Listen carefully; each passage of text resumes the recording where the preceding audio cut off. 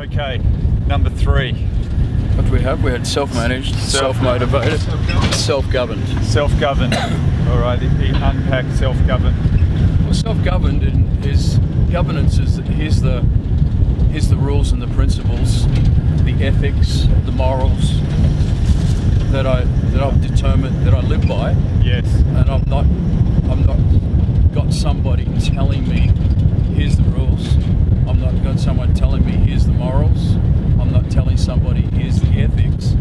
I've learned how to develop that for myself. My own set of values, my own set of ethics, and that's what I live by. So I govern myself as opposed to saying someone else needs to set boundaries for me.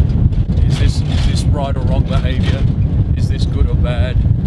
Yeah, it's okay because if I don't get caught. Yeah, or nobody told me I couldn't, so it means I can. Yes. Yeah. So it's the inner governance that, and I think as a leader or a team member, you've got to have that inner governance. Yeah. Because otherwise you have to end up. That's where religion.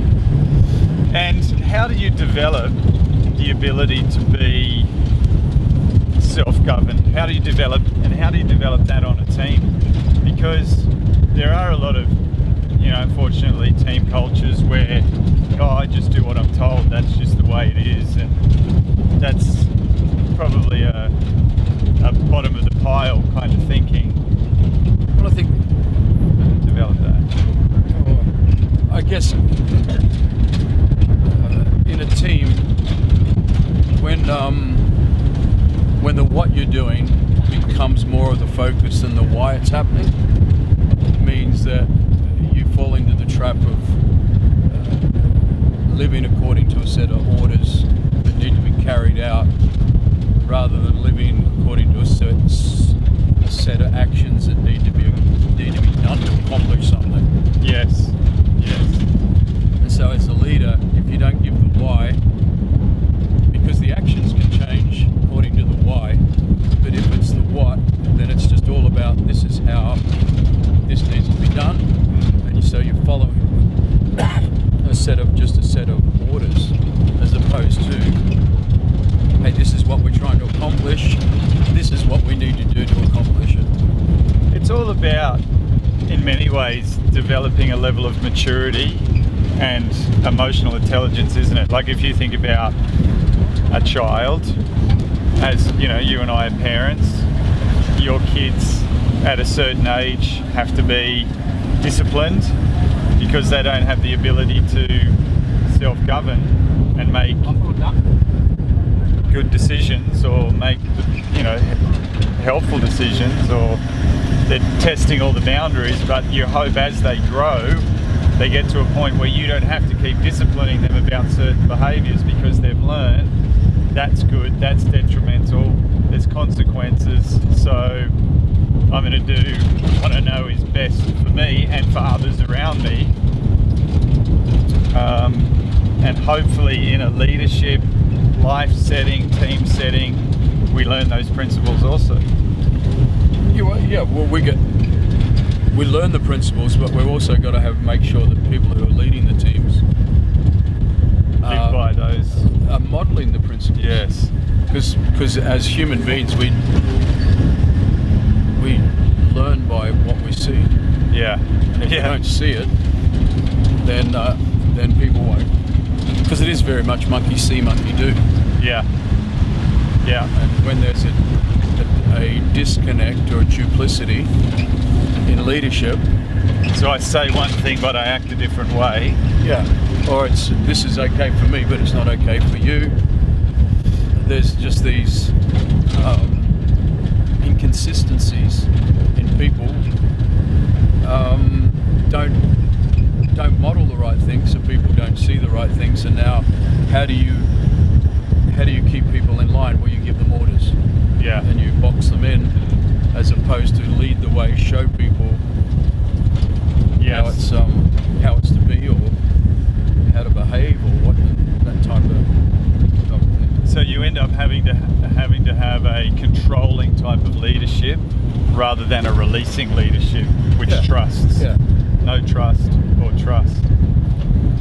And yeah, because once again, as soon as it's all about the rules, it's controlling. Yeah. Rules are controlling, as Yeah. opposed to this is what we're trying to do. Think. You know, when you don't let people think, you've boxed them into almost a neutral position where they wait for the order to do anything.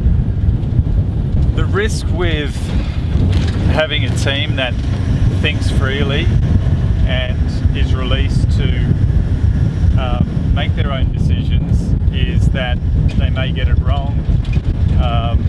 Things may not work.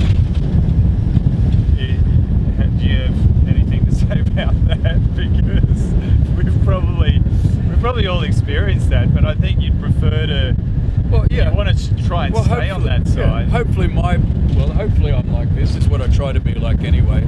I don't mind if you get it wrong, and I don't mind if you fail. Just don't fail it. Don't get the same thing wrong. Yeah. Don't fail the same way. Yeah, yeah. It's when there's that repetitive. You know, what is that little sign which is just the cycle? It's like, hey, we did the same thing and we did the same thing the same way and got it wrong. We did the same thing, we did it again, and we failed again, but we failed again the same way. Yeah, so we're not learning anything. So I try to err on give it a go. It's okay to fail, just don't fail the same way. Yeah. Yeah. So just on the control, what are your,